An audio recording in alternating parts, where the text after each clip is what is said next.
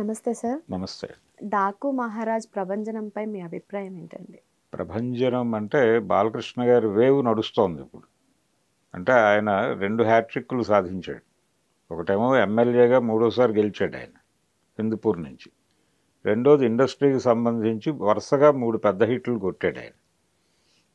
ఈ రెండిటికి ప్యారలల్గా ఒక 3 సీజన్లు అన్స్టాపబుల్ చేసి, కొడాలి నాని గారి భాషలో చెప్పాలంటే దాన్ని అడాప్ట్ చేసుకుని బాలకృష్ణ గారే చెప్పిన మాట, భారతదేశంలో జరిగినటువంటి టాక్ షోస్ అన్నిటిలోకి ఇది అమ్మమ్మ ఊళ్ళు లాంటిది అనేసాడు ఆయన వేదిక మీద.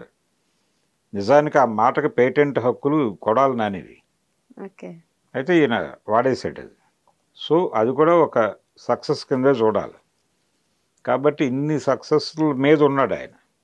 సో ఆయనకు సంబంధించిన ఏదైనా సరే రిసెప్షన్ విపరీతంగా ఉంది ప్రపంచంలో.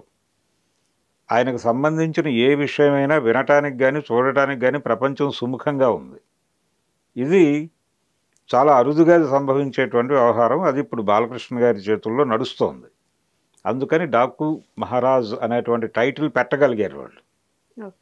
ఏమిటి డాకు మహారాజ్ అంటే, డాకు అంటే ఏమిటి అని చర్చలు జరిగినాయి.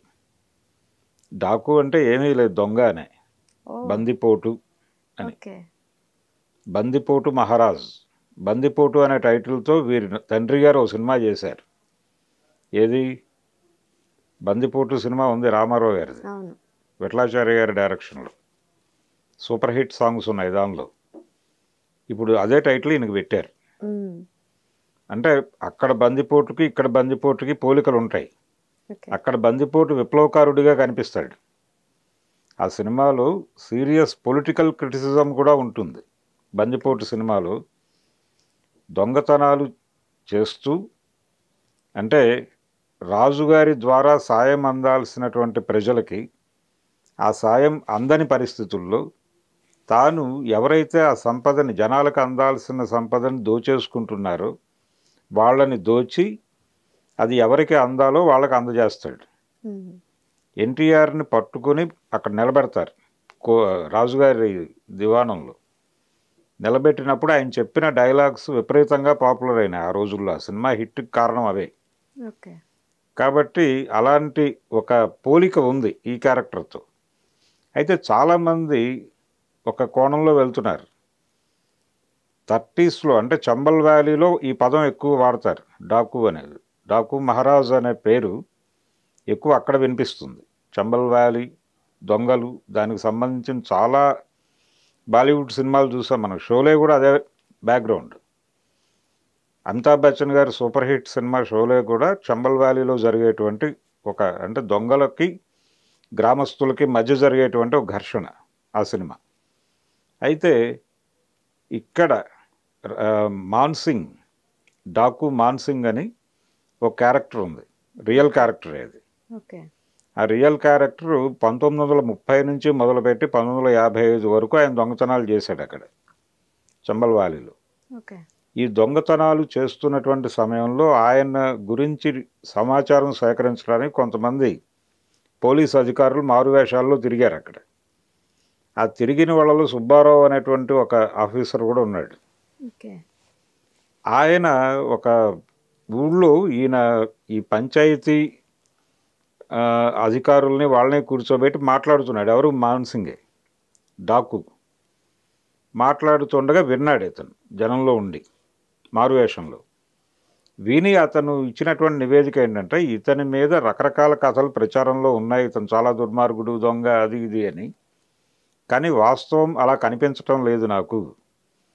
అతను చాలా హంబుల్గా ఉన్నాడు, చాలా విషయ పరిజ్ఞానంతో మాట్లాడుతున్నాడు, గ్రామీణ ప్రజలకు ఏం కావాలో అవి చెయ్యండి అని మాట్లాడుతున్నాడు అధికారులతో.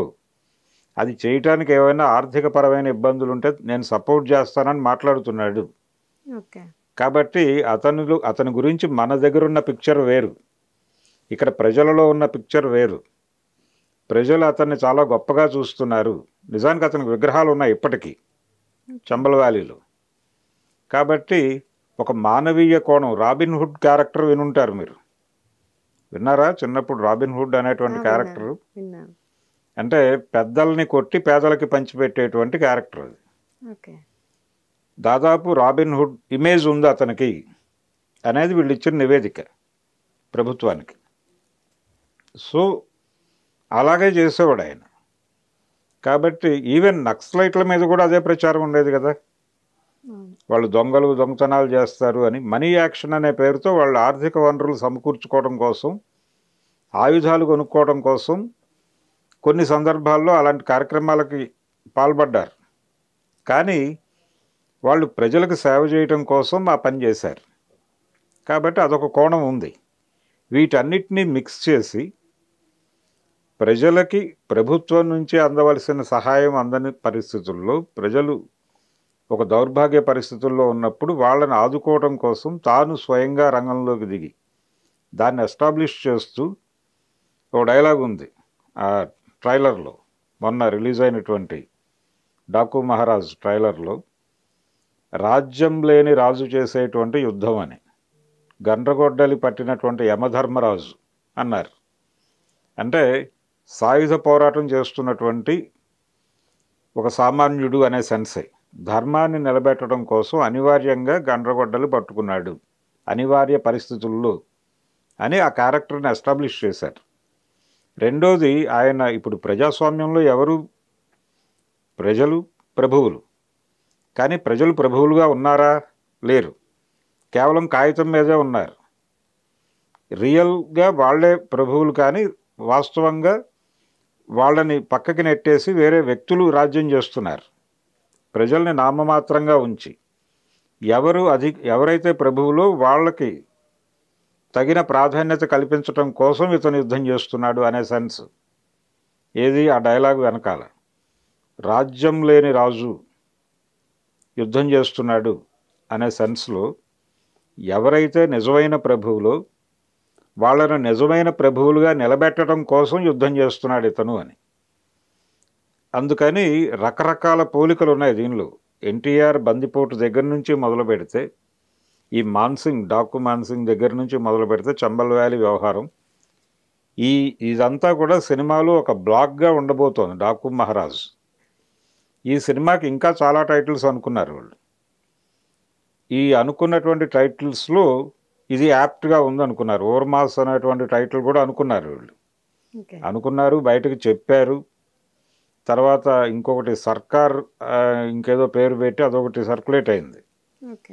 అంటే ఒక ప్రభుత్వ ఉద్యోగి అక్కడ ఏమీ చేయలేని పరిస్థితుల్లో ప్రజలకి ఒక రివోల్ట్ ఆలోచన చేసినప్పుడు ఇతనికి ఎక్కడో ఆ రెఫరెన్స్ ఉండొచ్చు. అట్లా ఈ సినిమా చాలా అంశాల చుట్టూ తిరుగుతుంది. ఒక రకంగా పొలిటికల్ కంటెంట్ ఉంది ఈ సినిమాలో అనేది ఈ సినిమా ప్రారంభమైనప్పుడే ఒక ఫిల్లర్ వచ్చింది జనాల ముందుకి. అందుకని బాలకృష్ణ గారు దీన్ని ఎన్నికల ముందే కంప్లీట్ చేసి రిలీజ్ చేస్తే మంచిది అని కూడా అన్నాడు ఆ రోజుల్లో. కానీ కాలేదు. వాళ్ళ ఒరిజినల్ ప్లాన్ ఎలక్షన్ కంటే ముందు రిలీజ్ చేయాలని. కానీ ఫైనల్గా ఇప్పుడు సంక్రాంతి రేస్లోకి వస్తోంది ఈ సినిమా. ఆ కంటెంట్ జనాలకు విపరీతంగా పట్టింది. అంటే చాలా ఎమోషనల్గా ఉంది. బాలకృష్ణ నుంచి ఆయన అభిమానులు మాత్రమే కాదు, ప్రజలు ఏం కోరుకుంటున్నారో ఆ కంటెంట్ అంతా ఉంది దానిలో. అంటే గండ్రగొడ్డలి పట్టిన యమధర్మరాజు అనే వాక్యమే ఆ క్యారెక్టర్ని విపరీతంగా ఎస్టాబ్లిష్ చేసింది. దీనిలో విప్లవం ఉంటుంది, రాజకీయం ఉంటుంది, అన్ని రకాల అంశాలు ఉంటాయి. బాలకృష్ణ నుంచి ప్రపంచం ఏది కోరుకుంటుందో ఆ ఎలిమెంట్స్ అన్నీ చాలా ఎమోషనల్గా చూపించబోతున్నారు ఈ సినిమాలో.